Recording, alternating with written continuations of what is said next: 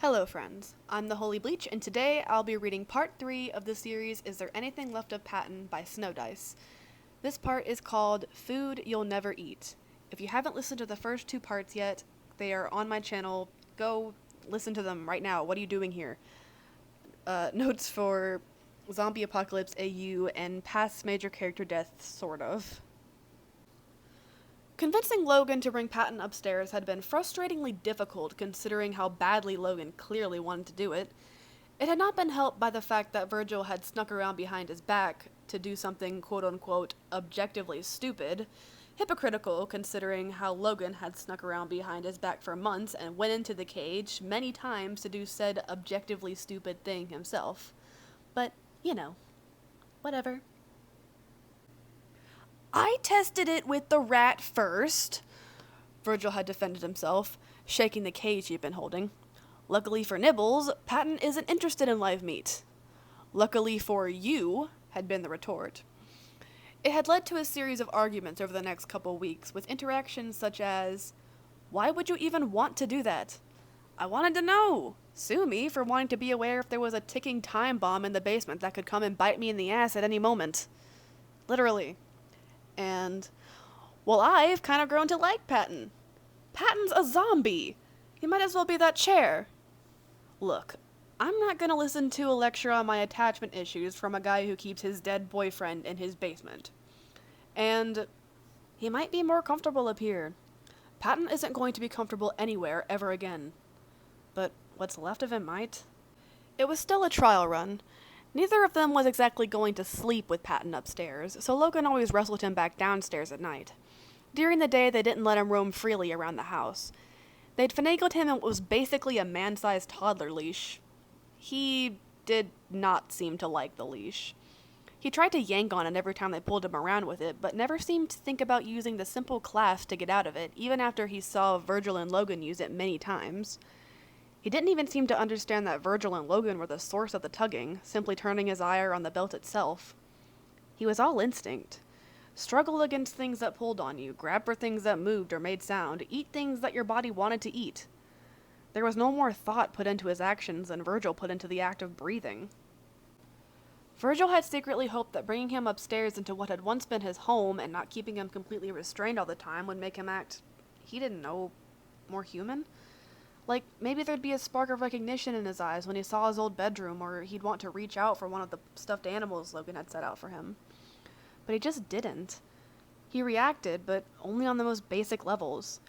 He would hear Logan or Virgil speak, but what they said made no difference.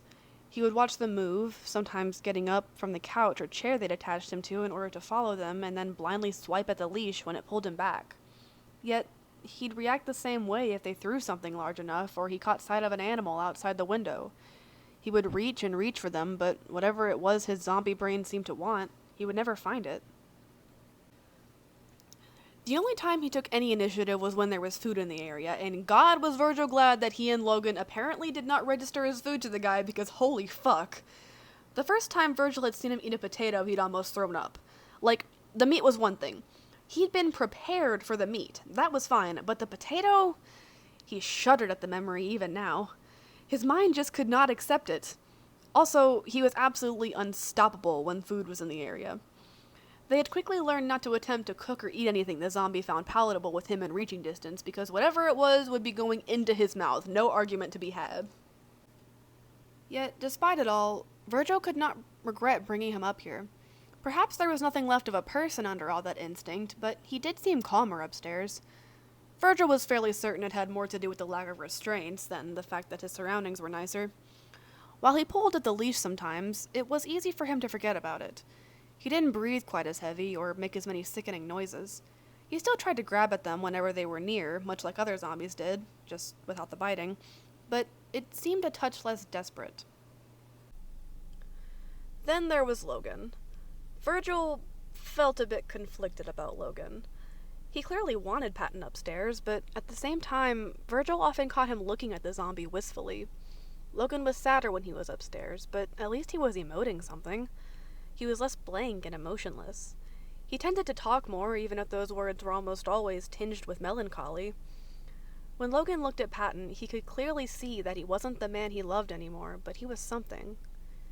And was this cruel, Virgil had to wonder, to the man Patton used to be, to the men they both used to be, to drag what was left of Patton back into the world of the living, to tie him down to the couch he once picked out himself, to let him look blankly out the window into a world he'd never be a part of again?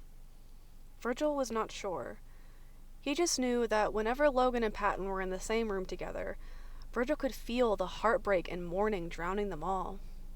This, though, this was almost funny. What did you do to my living room?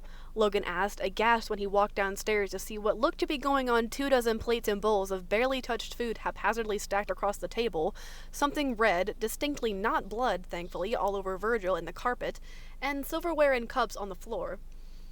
Patton and I are trying different foods, Virgil said, as though it were the most natural thing in the world.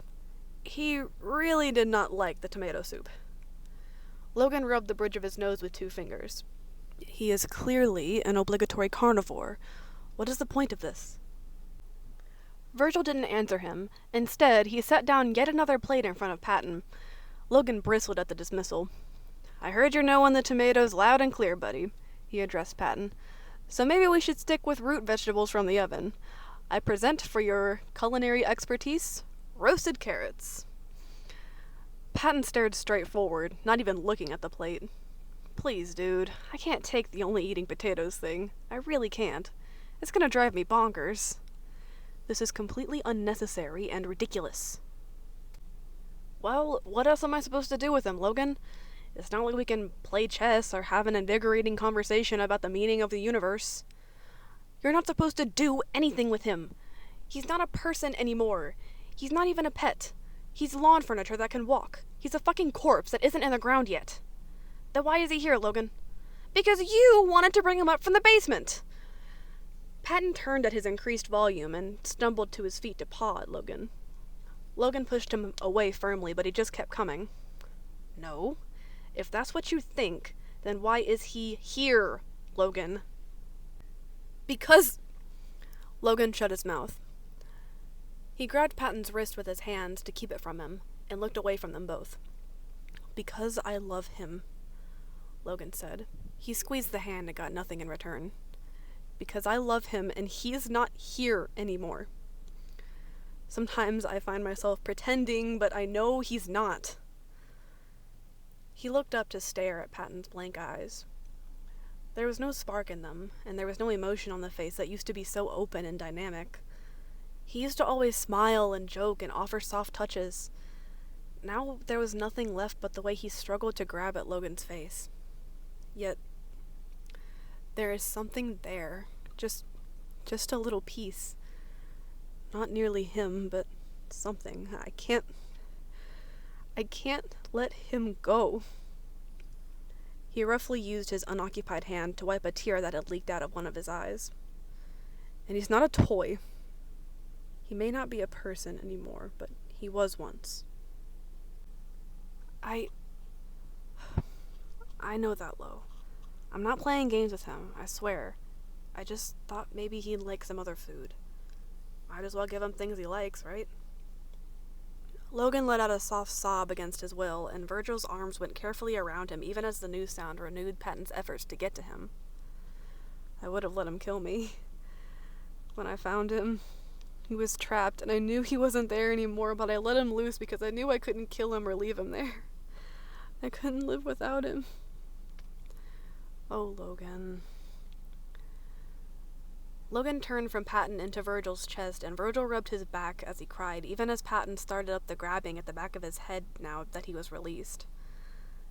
After a few moments, Logan managed to wrestle control over himself.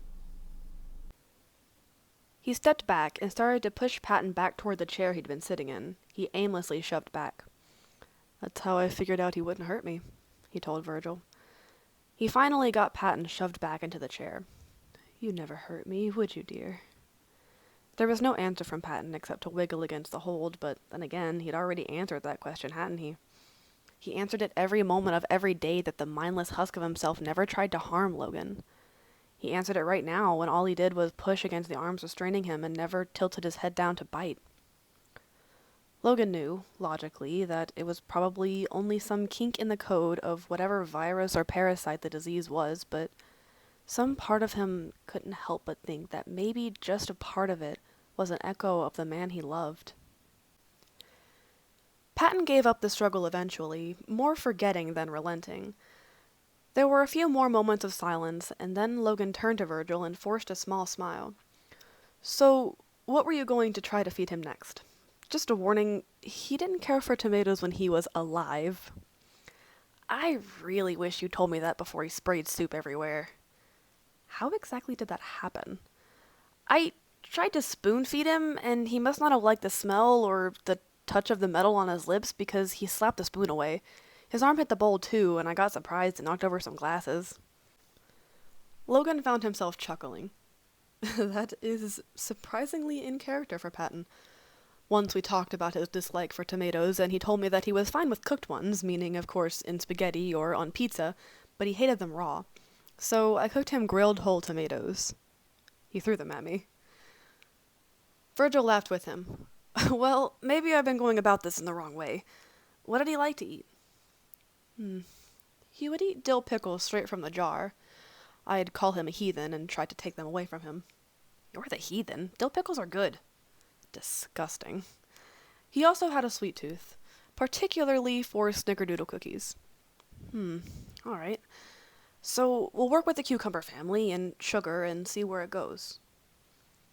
Patton did eat 2 whole pickles on his own power later that day. It was not any more pleasant to watch than the potatoes. Thank you so much for listening, and thank you to Snowdice for allowing me to read this fic.